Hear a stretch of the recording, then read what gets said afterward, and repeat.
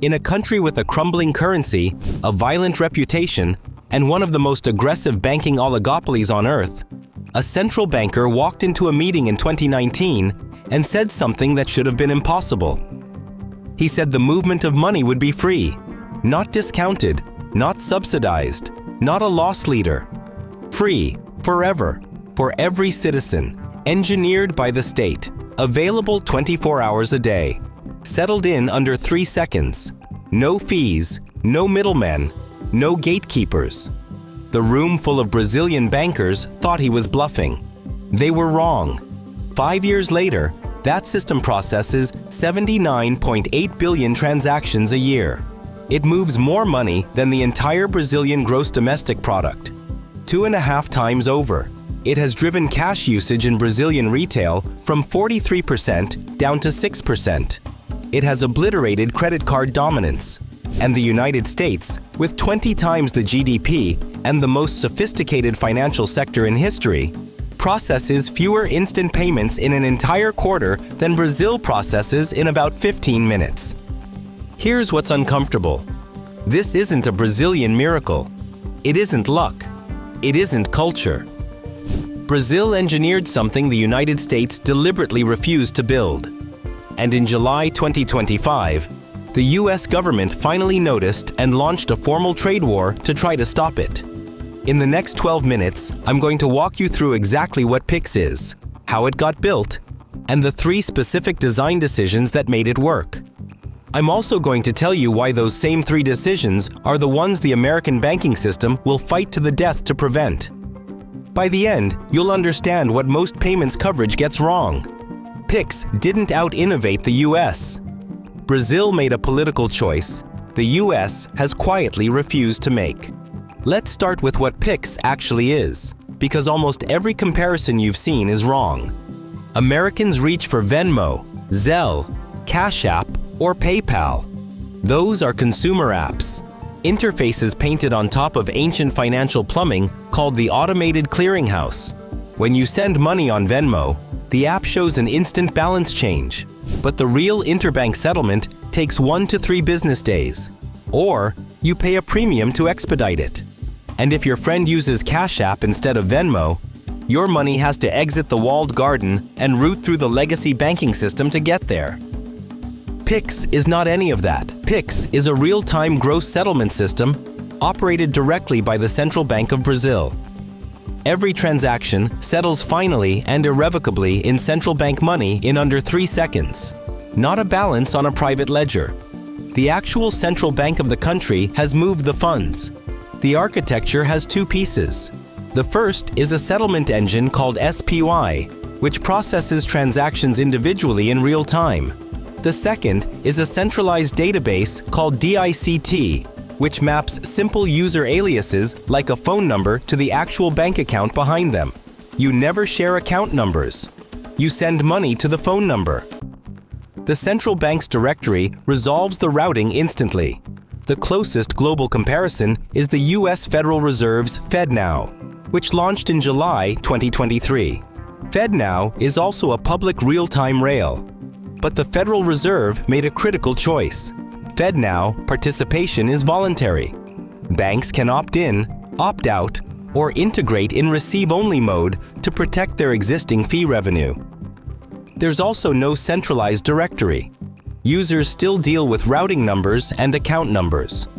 As of late 2025, out of more than 10,000 American financial institutions, only about 1,500 had adopted FedNow.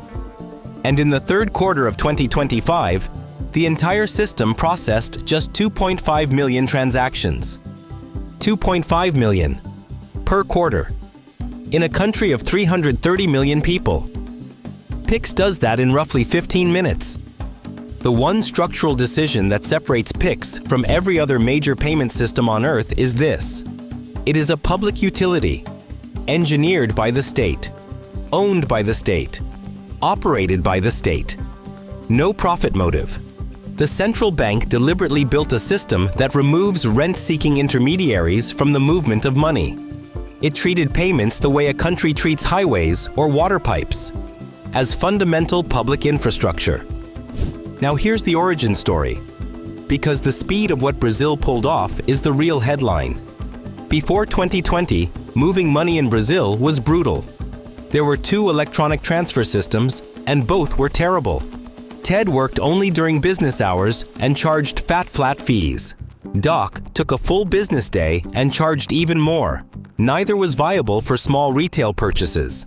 So commerce ran on 2 rails: physical cash with all its security problems, and credit cards, where merchants paid an average 2.8% fee and waited up to 30 days to receive their money unless they paid another predatory fee to get their own capital faster. Meanwhile, millions of Brazilians had no bank account at all. The pivot started quietly in 2016. The governor of the Central Bank of Brazil, Ilan Goldfein, launched something called the BC Plus agenda. The stated goal was reducing the cost of credit and breaking the dominance of the 5 big retail banks. By 2018, the central bank had formally committed to building a national instant payment system.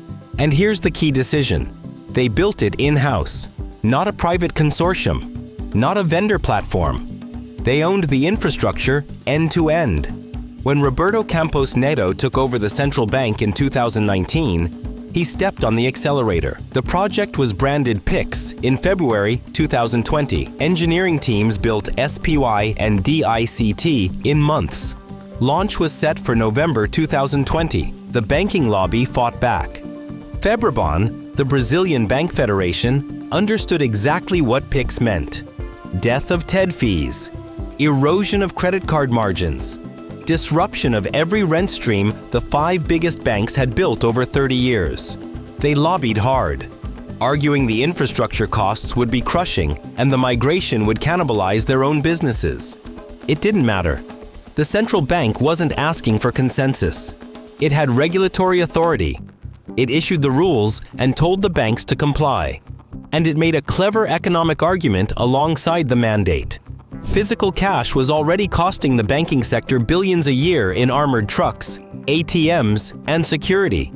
Digitizing cash through PIX would actually save the banks money. It has. By late 2024, Brazilian ATM withdrawals had dropped 35% from pre-PIX levels. PIX launched on November 16, 2020. The timing was accidental genius. COVID-19 had the country in lockdown. Demand for contactless, remote payments exploded. The central bank had hoped to register 20 million user keys in the first 6 months. It hit that number in 3 days. Within a few months, PIX had already overtaken the combined volume of TED and DOC, the systems it was designed to replace. Now, the numbers. Because the adoption curve is the most extreme in the history of financial infrastructure. In 2024, PIX processed 63.4 billion transactions.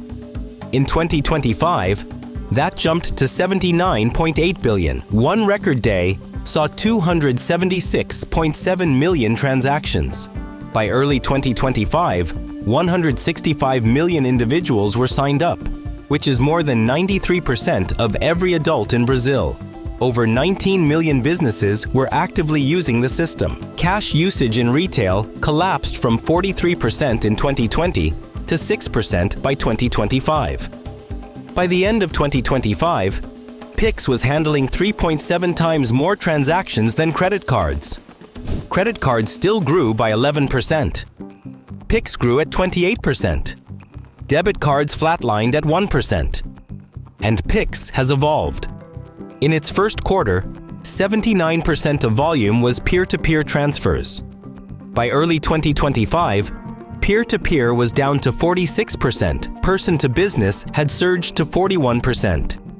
Business-to-business accounts for only 3% of transactions, but 46% of the actual money moving through the system. PIX went from a consumer toy to the backbone of Brazilian commerce in under 4 years. So how did Brazil actually pull this off? 3 design decisions. Each one is something the United States has explicitly chosen not to do. Decision 1. Free at the point of use.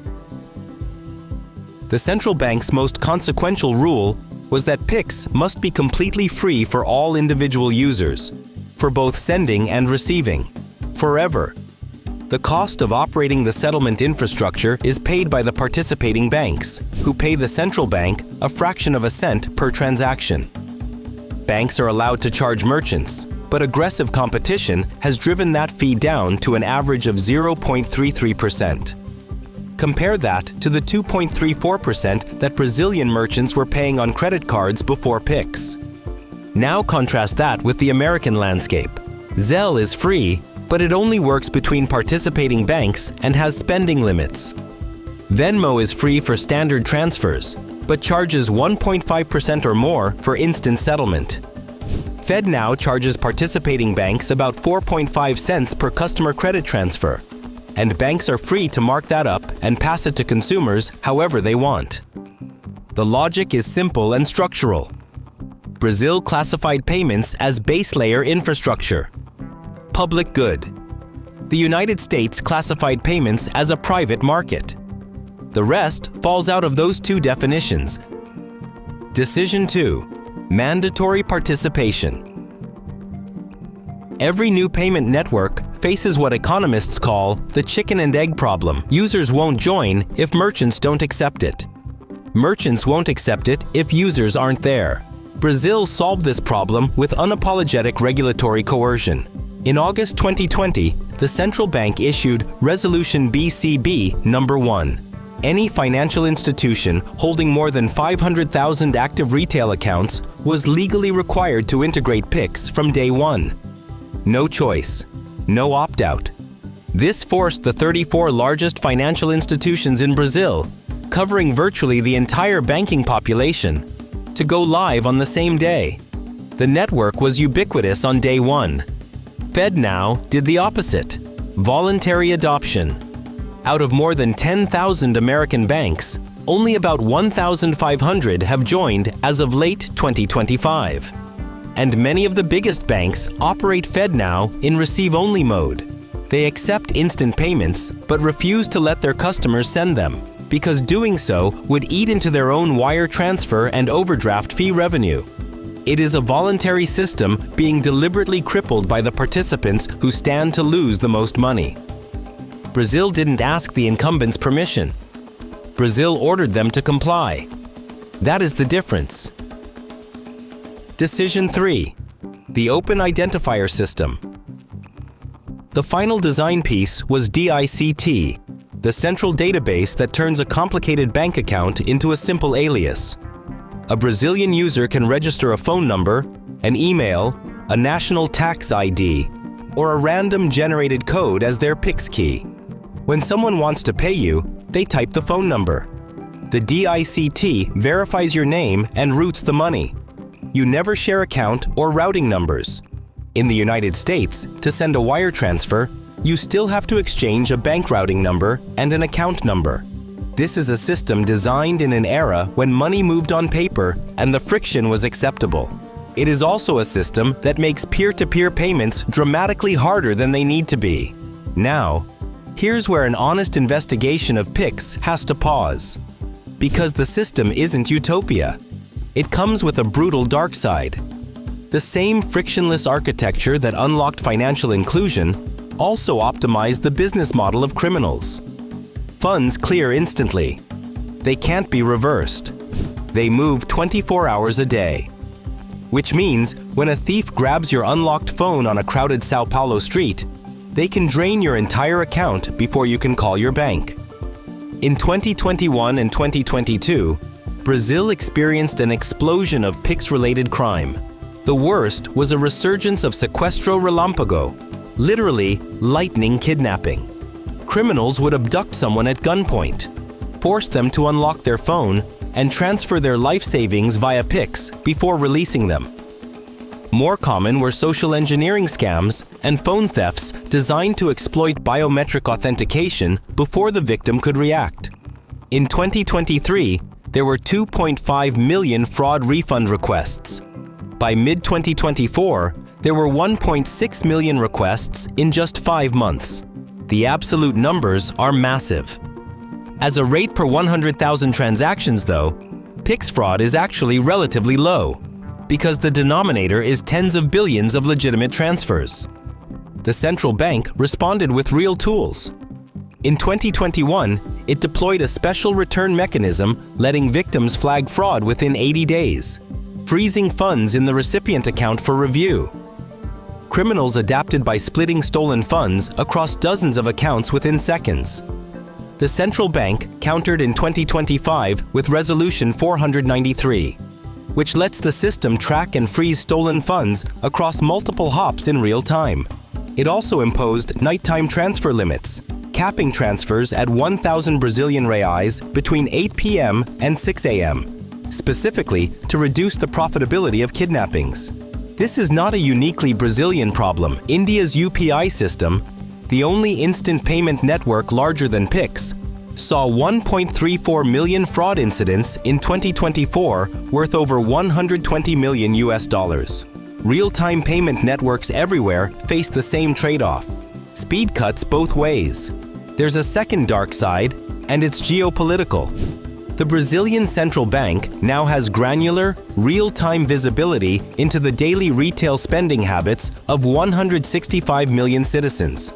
That's an unprecedented state capability. And the international version of this story is even stranger. In July 2025, the Trump administration directed the U.S. Trade Representative to open a Section 301 investigation into Brazil's trade practices. The specific target was Pix.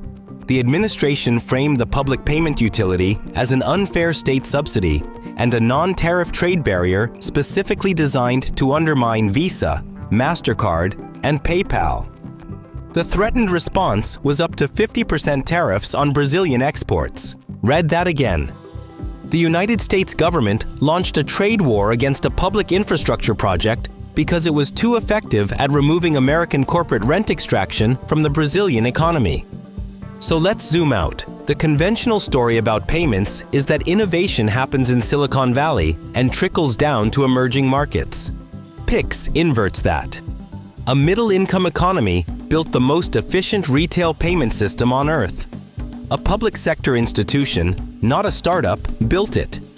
A central bank, not a venture-backed disruptor, made it work. The numbers are decisive. 79.8 billion transactions a year, 93% adult adoption, merchant fees of 0.33% compared to the 2.34% Brazilians used to pay, an estimated $5.7 billion saved in just the first year. Total development cost of the core infrastructure, around $4 million. A single record day that processed more transactions than FedNow has processed in its entire lifetime. But the real lesson of Pix is not technical. It's philosophical. Brazil decided that the movement of money is infrastructure, like roads, like water. The United States decided that the movement of money is a market. Every design decision downstream of that choice becomes inevitable. The reason FedNow is voluntary, fee-based, and crippled is not because the Federal Reserve is incompetent. It's because American banks generate tens of billions of dollars a year in wire, overdraft, interchange, and payment processing revenue. A genuinely free, genuinely mandatory, genuinely universal real-time rail would vaporize those revenue streams. So the rail doesn't get built. Not really. A pale imitation gets built instead, and the incumbents are allowed to sabotage it from the inside. Brazil didn't have better technology. Brazil had the political will to tell its banks no. And that's the thing worth sitting with. The question is never whether a country can afford to build a public payment system. Brazil's cost was $4 million. The question is whether its political system can resist the private interests that profit from the absence of one. So here's the question. In your own country, right now, who is getting rich off the friction that could be removed with one regulatory decision? And why is no one making it?